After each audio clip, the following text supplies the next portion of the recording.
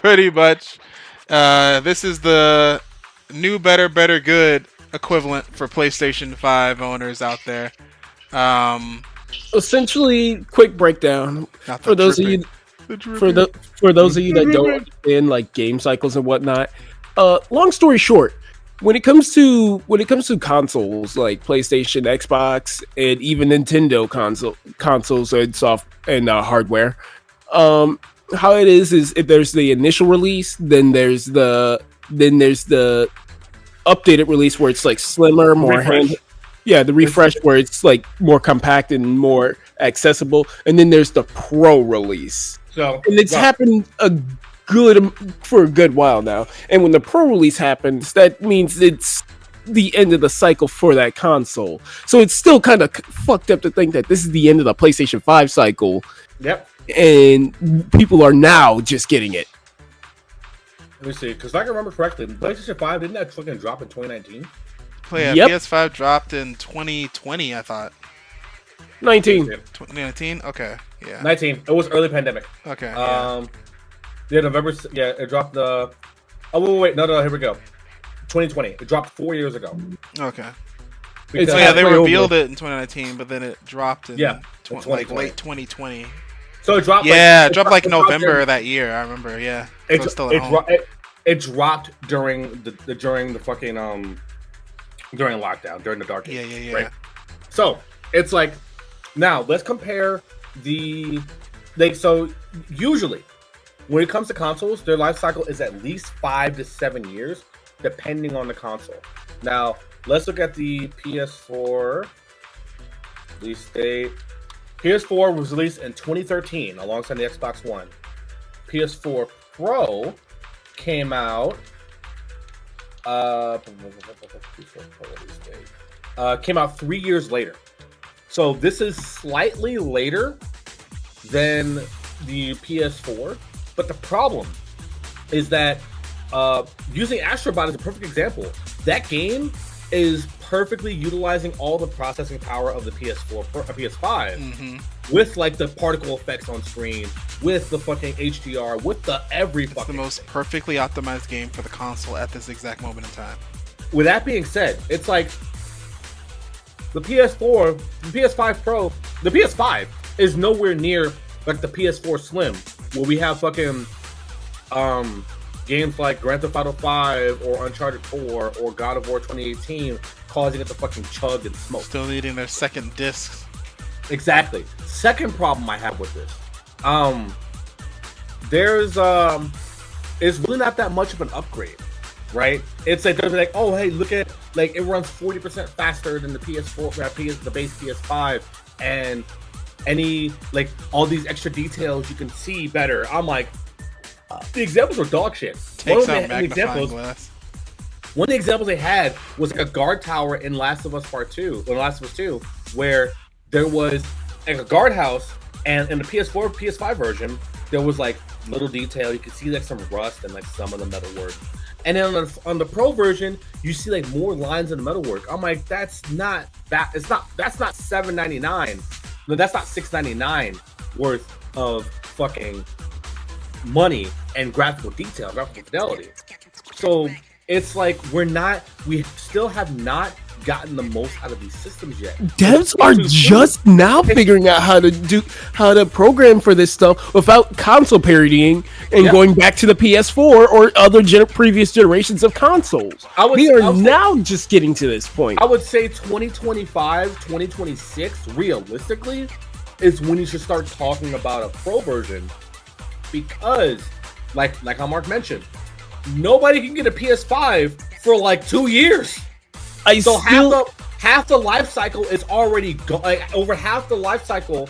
No one can get their fucking new pride and joy console, but yet you want to announce a new console as like not only during the middle of a fucking recession, because the economy is always in a recession, but in the middle of a recession, people can't afford rent, people can't afford groceries, and people can't afford and people can't keep their jobs anymore because everybody wants to go to AI and try to fucking outsource job work now. And you want to charge $600 for a $700 for a system, and it gets worse. There's no disk drive either. Oh, Mark, it gets worse than that too. People are scalping the disk drive. The shit's $80. People are trying to resell it for $400. Wait. So you're telling me I can still buy a separate disk drive for the PS5 or the PS5 Pro? Half the cost of the system. For our audio listeners, Mark just walked away in frustration. It's so dumb. Yeah, so everyone in chat is collectively agreeing that none of us want it or need this thing. So for $700, you're not even getting a disk tray, right? And like I'm assuming it's going to be 1 terabyte capacity, so you're not even getting extra storage. Yeah, it's not even an increase in storage. That is crazy, actually. Because and here's where I'm going to dive into the fucking the pit for a second. Before you do that, the fucking fact that we are getting a goddamn Pro version, and we still have to buy a separate whole fucking disk drive just for that, and we have to deal with fucking scalpers for this shit is insane. Yeah, it is fucking insane. It's 2020 all over again. Pre-orders are not open yet, but when they open, oh boy, they're gonna be gone. And it's like me, someone who has a PS5, who got the Spider-Man PS5. I have not touched that thing since I got Stellar Blade. That was months ago. Cause I have a backlog and shit to do. I do plan on getting either Space Marine 2 on my PS5 so I can play with Mark on crossplay so I don't have to put more shit on my PC, or all the other exclusives that I really want to get. With that being said, it's like, okay, it's like, and like Alante, like, who's like in chat with us reacting right now and responding, it's like, and I have huge gripes with it being digital only. Why the fuck are digital games still expensive?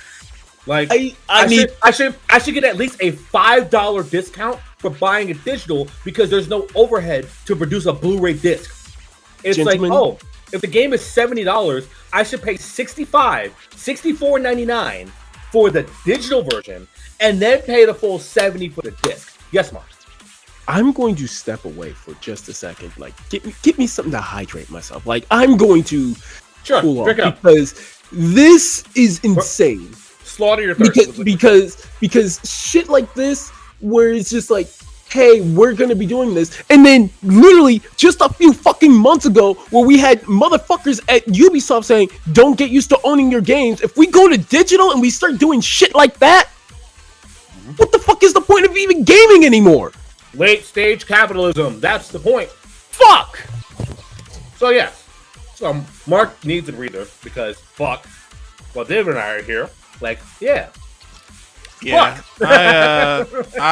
There's a lot of factors to buying these Pro consoles every single time anyway. For example, if you're the type of person who's like, I don't want a PS5 yet, I don't have a reason to get one, or I'm just waiting until they make the Pro version inevitably and you haven't bought one yet, sure, you can get the Pro. Yeah. I'm not going to knock you for getting the Pro if this is the first PlayStation 5 you own. That's fine. But also make sure you have a current TV that wasn't from like the last 2 generations of gaming, because that thing's not going to get the full output potential that this console is even going to push. Because if you have all those HDR buttons and things set and that and make sure you get the best 4K 8K HDMI cable, you can't go halfway with these things. This is what a lot of consumers do, that is like halfway stepping with their luxurious purchases. They'll get a PlayStation 5 Pro, they'll have it plugged into their TV that can only push fucking 1080, 1440. 16. Yeah, and it can't even push the full capacity of the console. They're not even playing games that even... They're still rocking PlayStation 4 titles mostly. They're playing games that aren't even like really graphically getting the most out of these. Like, there's so many factors, man. And it's like you don't realistically need to get this thing. Like, even what we've seen in the comparison thing, right? Like, even when they first demoed or showed off this console, one, they did it via a YouTube live stream, so people were getting whatever the output of the YouTube live stream was, which honestly isn't even showing the full graphical capacity of the console in general in real time. A lot of people are saying that they can hardly even notice the difference between, like the 60 frames of a performance mode versus the 30 frames on a PlayStation 5 regular. And also, it's just, I don't know, man. It's like, I don't need a PlayStation 5 Pro to think that Stellar Blade's fucking beautiful. I don't need a PS5 Pro to think that Spider-Man 2 looks and runs great. There's still no loading times. The game still looks crazy on my 50-something inch TV. Like, what? Gamers are so spoiled now. Gamers are spoiled, but also we're being brainwashed, if you're not fucking intelligent, to think that you need the good, better, good. And you really don't. That's why I'm so happy that in my core I'm a Nintendo player, because I don't need fucking hyper-realistic, insane 60 frames, 120 frames graphics to have a good time. As long as the game runs smooth enough and it looks good and it's not choppy and framey, noticeably like to where it interrupts my gameplay experience, I don't give a fuck. I don't care. I go ahead before I go. And then piggybacking off what David said, right? Think of it like I have a billion and one examples of this shit. Because as someone who's worked tech, David and I work tech retail. People just want to grab the hot thing just because it's the hottest thing to have and not realize every time what's necessary. Case in point, my favorite example is when you buy a luxury car, ideally you want to buy premium or plus grade gas to make sure that shit runs. It can run on unleaded, however, you're getting the most mileage and you're making your car last longer when you're giving it what it needs. It's a premium for a reason. Now, looking at consoles, David was there when I bought my TV. I have a 55-inch Hisense U6 or U7 TV. I look at the specs, and it does 4K 120 hertz, 120 FPS on at least two of my outputs. I got that for a reason, because I was going to get an Xbox Series. I was going to get a PS5 at some point, and look, guess what? I fucking did. And there we go. I have a TV that's future-proofed me for at least a couple of years until that shit dies. And then once that thing dies, okay, I already got like about 2.5, 3 years out of it, no problem. Time to buy the 2027 Hisense U7. All right. Same size. So I know we've yelled about this before, time and time again, but I have another example of why this whole disk drive shit is stupid. Yep. This is a visual bit for those at home. I'm holding up a copy of SSX for the 360. Let's go. Good game. You cannot buy this shit digitally. You cannot find some of these games digitally. And the fact that we had something like Lollipop Chainsaw, when that got re-released, we were talking about how nobody wants to buy this stuff anymore, wants to buy it because it doesn't look as visually appealing, or something's been taken out, or something's been changed. Yep. All I'm saying is we cannot keep letting people get away with shit like this. And even in chat, how they're saying, even if you're, the only way I can see you needing this is if you're a professional gamer. But even then, unless you are a competitive fighter or competitive FPS or competitive MOBA, where yes, every frame does fucking matter, you can still make a good use out of it, because when you go to these tournament scenes and whatnot, they're not using the pro versions, and it's gonna fuck up your timings, and it's going to fuck you over. Here's the thing. Competitive games, like the good competitive games, they're optimized on most major platforms. Case in point, let me use CSGO as an example, because that game is a benchmark for PC gaming, period. Because if your latency and your frame timing is low enough and where it's supposed to be, congratulations, you're good. A good game is optimized at least on current gen hardware. Like Mark said, Evo next year, they're not, like, while Evo is run by Sony, they're not going to have PS5 Pros. They're going to either have PS4s, because Marvel is only on PS4. The Marvel collection is on PS4. What's up? You're getting the PS5 Pro to play MVC 2. Yes, sir. Yes, sir. It's Marvel, baby. You get to see those fucking 480p ass pixels on an 8K display. It looks like shit. But it's so fucking, it's just ridiculous. It really is ridiculous.